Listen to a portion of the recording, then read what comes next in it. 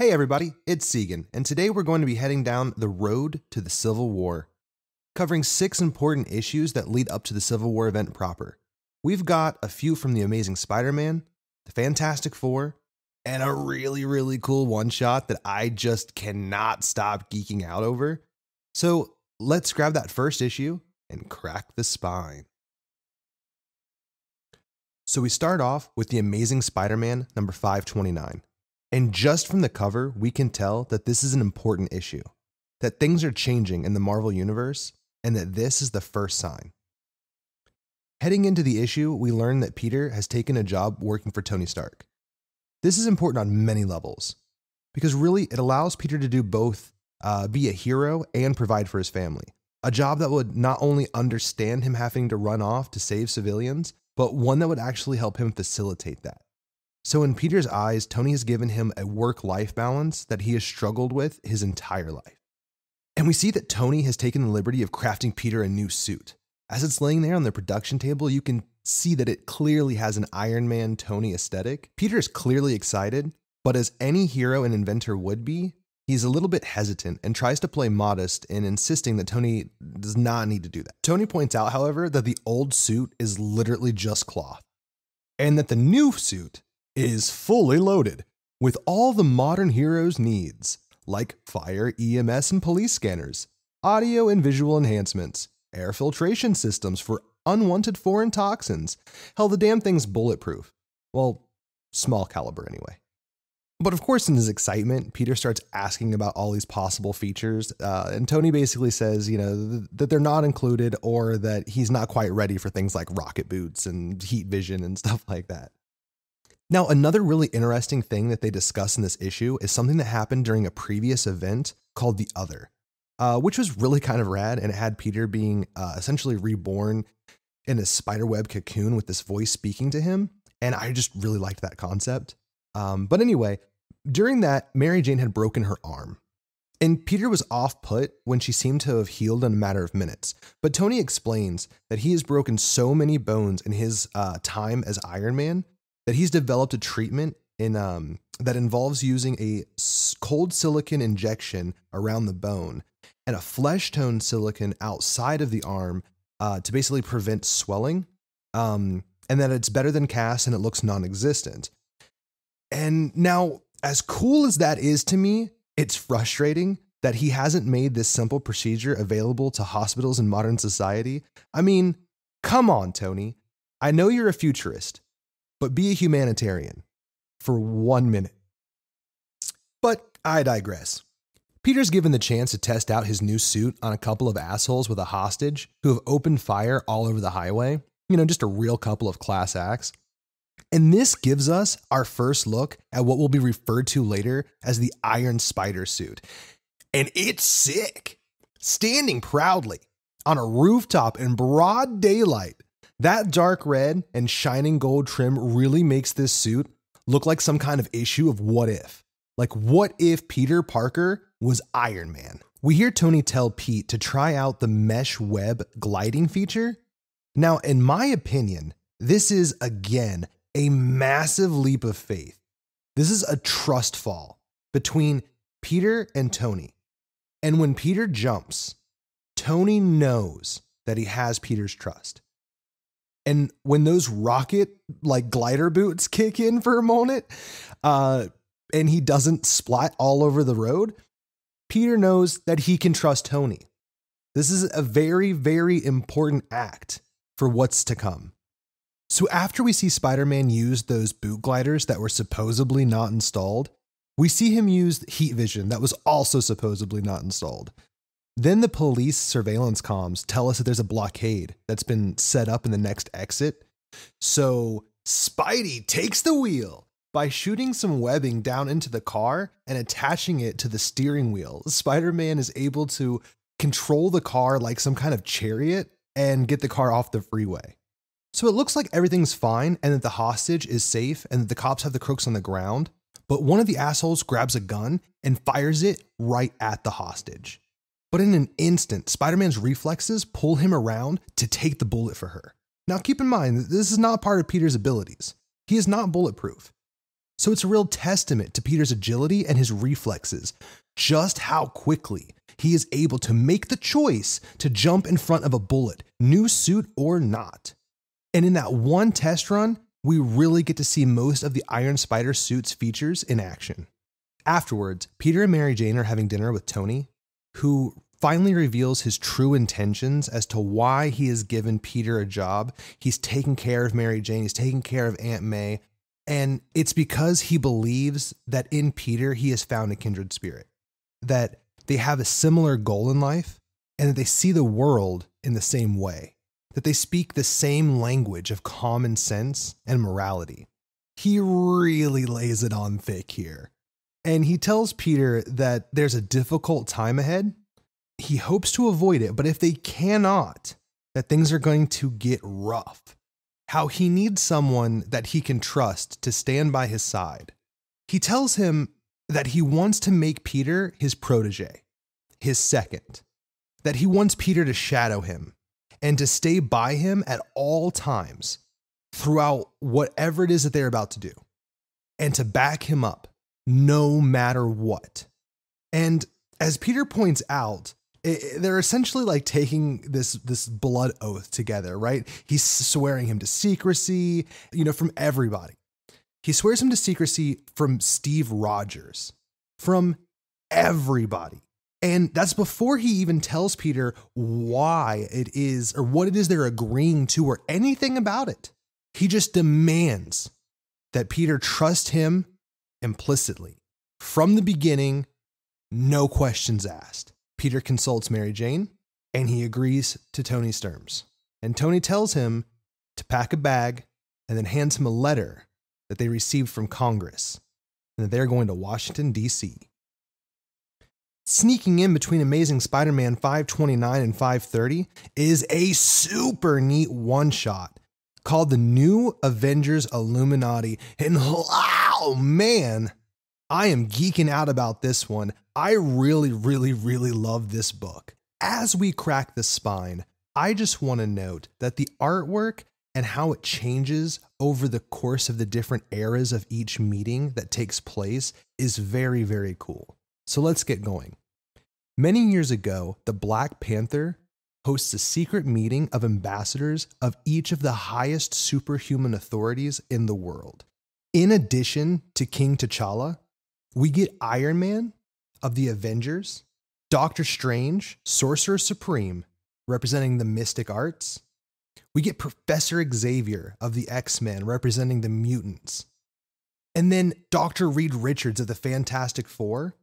We also get Black Bolt, King of the Inhumans, and Namor, King of Atlantis. It's an all-star cast. And if that is not an impressive lineup to you, then I really don't know what's going to be. Man, I really like the art of Iron Man's suit right here. This classic design with the rivets and everything. It's really nice. And as we get into the reason for the meeting, Iron Man tells us when this meeting is set by discussing the Skrull War that they had just went through and how that entire situation was their fault. This, of course, ruffles some feathers in the room.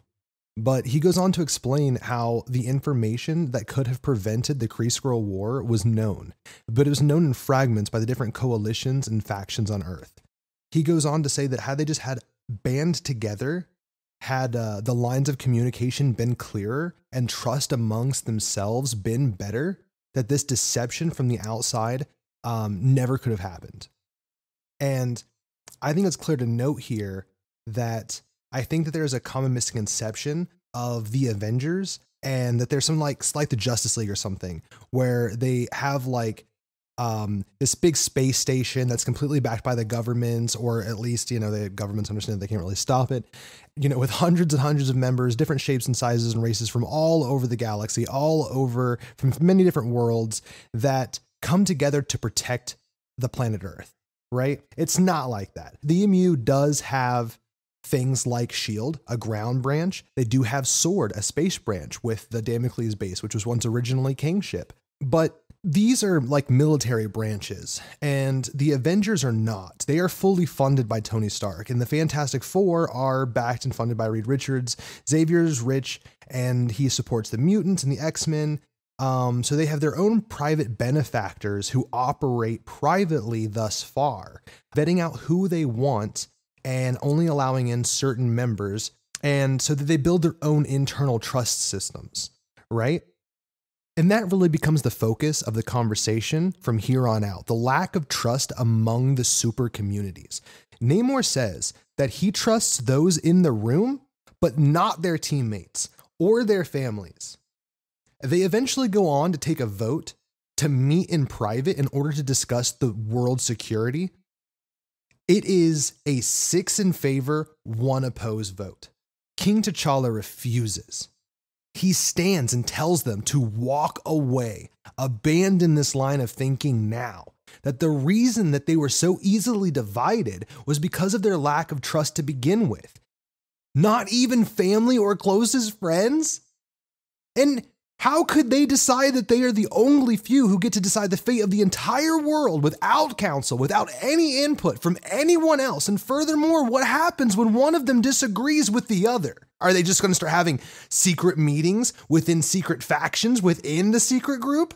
It would be disastrous. So with that, the Black Panther turns his back and walks away. He leaves the others behind. The others ignore his warning and agree to meet again. And in order to keep the faith that none of them have been compromised or have any plans or plots against them, they agree to let Xavier read their minds to make sure. Now, this is disheartening as well. And even Charles tries to protest, but he ultimately agrees, and they all agree as well. Now, we cut forward in time to a month prior to present day. The Hulk goes on a rampage through Las Vegas, and Maria Hill approaches Tony with a demand to do something about it. So, he calls a meeting of the Illuminati to discuss his plan, and it doesn't go so well. Namor accuses them of being selfish and terrible allies, and how they have used the Hulk and never actually offered to help him, and the same thing with the Thing. And Reed Richards takes major offense to this, and he explains how they have each tried to help Banner, even Doctor Strange and Xavier, who even once looked into Bruce's mind and found out that if he could actually die from it, that he would have done himself in a long time ago. Let's just put it that way. So basically, the plan is to send Hulk to an uninhabited planet where he can just have free reign to do anything that he pleases without hurting anyone else ever again. And that deep down, Banner would really want this too. Namor again threatens to fight them over it and actually comes to blows with Stark. Doctor Strange has to step in to separate them both, and eventually Namor leaves, warning that the Black Panther was right. And now we are down to 5 from the original 7 Illuminati members. And those 5 we see going ahead with the plan to trick Banner onto a rocket and blast him into space. By the final meeting, we see Tony waiting alone. He assumes the rest are not coming, but they finally appear. Richards, Black Bolt, Doctor Strange, and even Namor joining them. Like myself, Reed is kind of shocked to see Namor there after the last time, but Tony just tells them that they were all invited because it specifically impacts everybody, that they are there to discuss the upcoming Superhero Registration Act.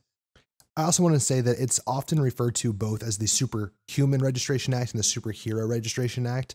In the artwork, it's depicted both ways as well, so I just think it could go either way. Tony explains to them how the lack of accountability and the lack of oversight that the heroes of the Marvel Universe have operated under is coming to a close. That no matter what, this bill will be passed. He proposes getting out ahead of it. He propagates what will happen if left unchecked and describes the upcoming Civil War in vivid detail. So let's go over what Tony actually says so we can use it as a checkbox throughout the upcoming event, because it's eerie how exact some of his prediction can be. So he talks about how most likely a younger hero, somebody from like the Runaways or something like that, a young Avenger, is probably going to get carried away. They're going to have the best of intentions, but they're going to do something wrong. that they're going to try and save somebody and be heroic, but most likely they're going to make a mistake. It'll be a simple mistake, going left instead of right, up instead of down, whatever, but somebody's going to be hurt or killed because of it. And that in today's modern society, it'll most likely be recorded, and that is going to play on every TV over and over and over, and that the entire world is going to see this event. And the unrest that's already bubbling over is going to boil over, and how every politician who's looking to make a name for themselves is going to start talking about superhero reform, how Superhuman Registration Act is going to become like the media circus, and it's going to rile the people up even more against superheroes and the accountability that needs to be had. And the only thing that they can do is to try and get out in front of this. He talks about how half of them are going to go along with it and half of them probably won't. And because of that mini little rebellion, the lawmakers are probably going to try and make an example out of somebody. They're going to come down hard on some innocent, unsuspecting hero. And he actually names Spider-Man. He says, like our friend Spider-Man, somebody that they can unmask on TV and make a spectacle of, somebody with a marriage and a family on the line. To me, this is a very specific example that he uses here, but let's continue. He talks about how the country's going to rupture and sides are going to be taken and people will get hurt. That friends are going to fight friends, and former adversaries are going to team up against or with each other over common causes, and that people will die, and that is what's going to happen.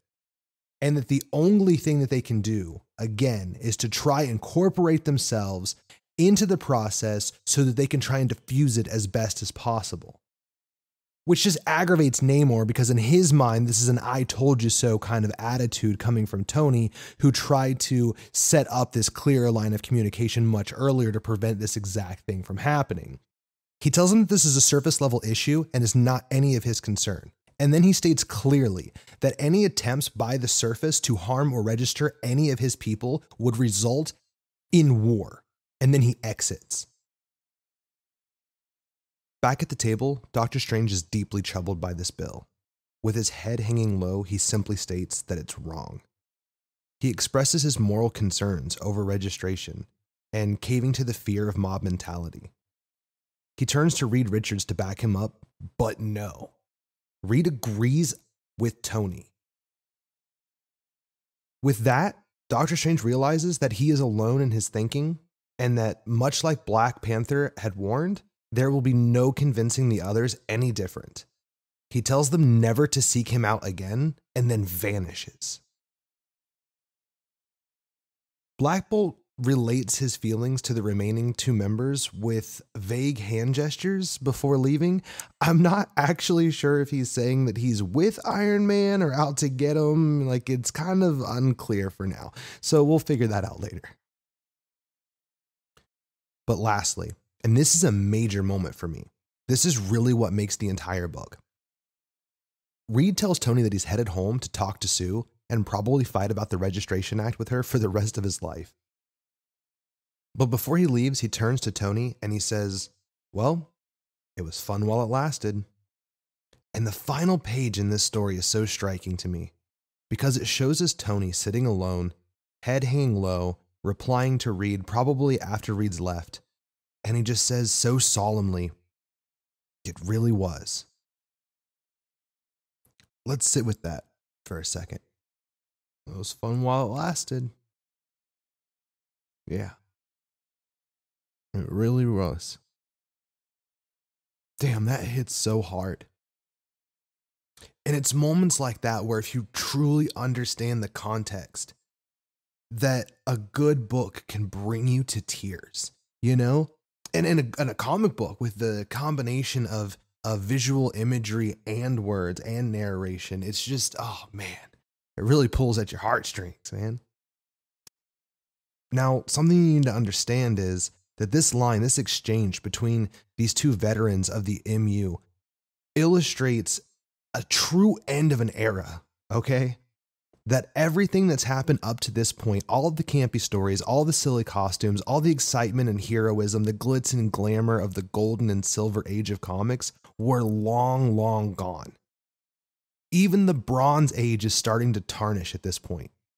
We are left in this modern age where it's time for us to have to pay for the sins of this greater past generation, in so many words. Next, we head back to Amazing Spider-Man issue 530. As we pick up with Peter and Tony, we discover that the final meeting of the New Avengers Illuminati happened at midnight just last night. It's made clear here that Tony is firing on all cylinders. He's up all night pleading his case for the act to some of the biggest supers in the world, and then heads right to Congress to plead a case against the act. It's an interesting look into the way that Stark works. On the plane to Washington, Tony and Peter discuss the Superhuman Registration Act. Peter is shocked that the government is even attempting to pass it, but Tony assures Pete that not only is it going to pass, but that he agrees with it, just not in its current form. He believes in proposing some kind of reform to stave off this particular version of the legislation.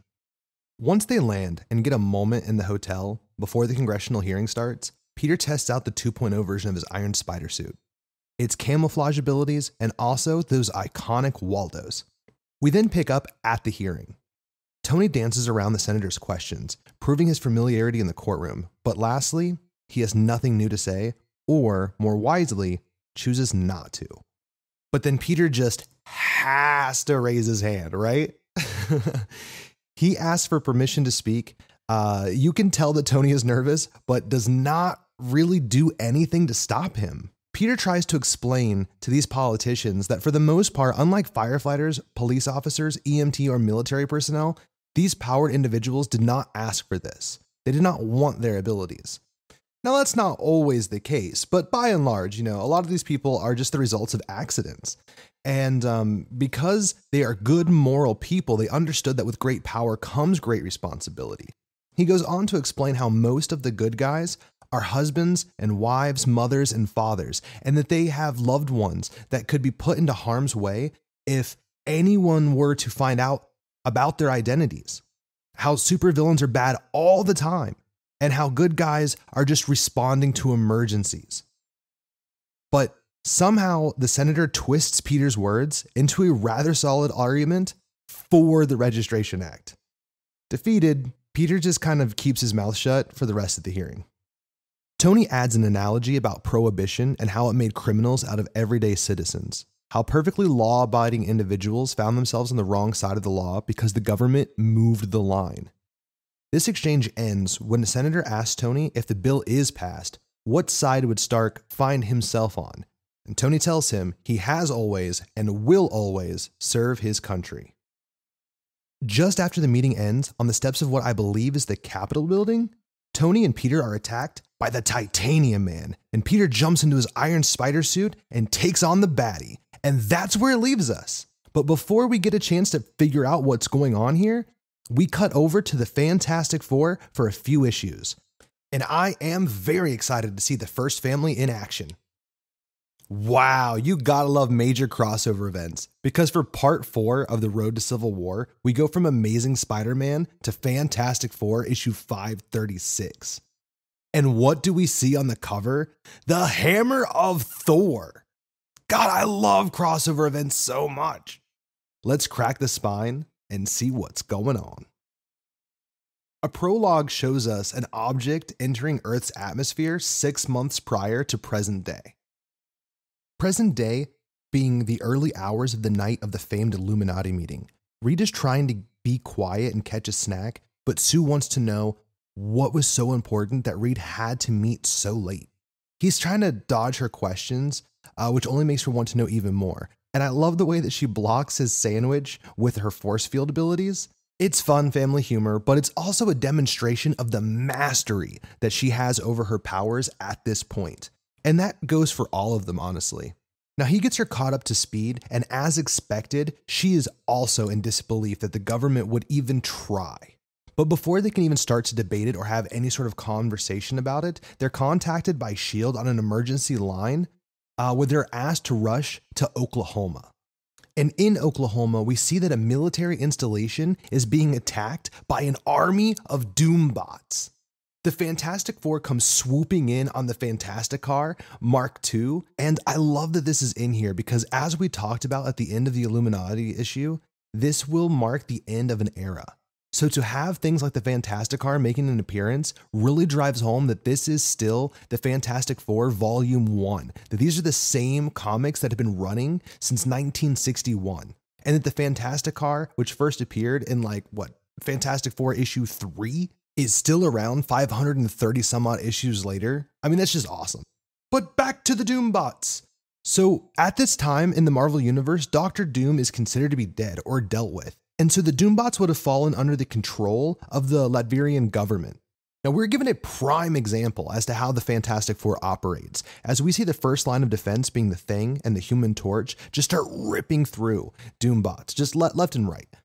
Mr. Fantastic protects a group of soldiers while making contact with the head officer on site, while the Invisible Woman protects the asset. It's a highly effective team. We get to see some of the great banter between Ben Grimm, the Thing, and Johnny Storm, the Human Torch. And all of a sudden, a flippin' missile is launched right into the military lab. The first family is able to protect many of the soldiers. Afterwards, they assess the extent of the damage. The building is completely gone. Only a crater remains. They assume that everything was destroyed, but that's when one of the Doombots steps up and speaks to Reed Richards. Reed instantly recognizes that this is no bot and this is the real Doom who has returned. And to make matters worse, the item that he is after that fell from the sky 6 months earlier is none other than Mjolnir, the hammer of Thor. We continue with the Fantastic Four. We learn that Victor Von Doom has returned and seems to think that he has some kind of claim to the hammer of Thor. Let's crack the spine and find out why he feels so. Distraught over seeing Doom standing before him, Reed swears it isn't possible, that they had left him behind in hell with no way out. Now, I believe that they're referring to the actual hell dimension of the Marvel Universe that houses people like Mephisto. So we cut away to see exactly what happened to Doom. We see him standing in a fiery reddish-orange landscape surrounded by small demons and thralls from hell. He recalls for us how he refused to give up and took on a horde of demons head-on, ripping through them and holding his own until the very fabric of the dimension starts to rip apart above his head. Now, this isn't as a result of anything that Doom is doing. Instead, we see that as the portal is opening, the gods of Asgard on the other side engaged in an epic battle. Ragnarok. The editors tell us to check out Thor issue 80 through 85. Now, for anybody who's not too familiar, editors' notes will pop up like this every once in a while to let you know or clue you in on a story that you might have missed and where you can find it. And then Doom tells us that the very force and ferocity of this battle is echoing across all of creation. And then we see something rip through the dimensional plane and out the other side. So Doom risks it all and jumps headfirst into the rift. As he's traveling through this crazy light tube wormhole, he sees it, the hammer of Thor. Doom reaches out for it, and as he's falling, as he's struggling to get closer and closer to the hammer, it's harder and harder. The light particles start to resist him until he is repelled out of the beam of light and plummets onto Earth. Then he returns to Latveria to discover his prime minister talking trash about him. So he does what Doom does, or Doom what Doom do. Did Doom to do do? Did Doom to do do? Did Doom to doom doom? Did Doom to doom doom? Yeah. Anyway, he just casually kills the guy before going to take a bath. Back to present day Oklahoma, Doom tells Reed that it's a long story and that he's pretty much not going to tell him, that that whole bit was just for us, the reader, and essentially to just get out of his way. And then he goes to retrieve the hammer, thinking that since it appeared to him in a time of need, that perhaps it was calling to him. Reed slingshots Ben Grimm to the center of the crater between Doom and the hammer. And with an added little bit of humor, the Thing replaces his famous catchphrase, "It's clobberin' time," with "It's hammer time." I really love the banter of these old, classic heroes like the Fantastic Four, Spider-Man, even the X-Men has great banter. The best part of any Wolverine book, in my opinion, is the inner monologue, which we will get the pleasure of seeing over the course of this event. It appears that Ben is unable to stop Dr. Doom, who's always appearing with new tricks and abilities. And after blinding Grimm, Doom makes his way to his goal. We see him reach out to take hold of Mjolnir. This next page is a massive beam of energy that's being blasted into the sky out of the center of the crater. It looks like he's done it. It looks like perhaps Victor Von Doom has obtained the power of Thor, and the first family takes a head count. As the smoke clears, all eyes are on the center.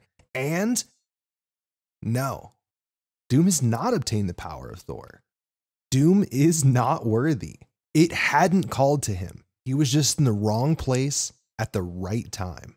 But as a true narcissist, Doom instantly abandons and degrades the hammer, claiming he doesn't need it and to let it become Thor's tombstone. After his departure, the Fantastic Four gather themselves and ponder the implications, all but the Thing, Ben Grimm, who's still in the crater, giving the hammer a tug. And like he says, wouldn't you? I mean, if you had the chance to try it, it's not like it's going to hurt anything.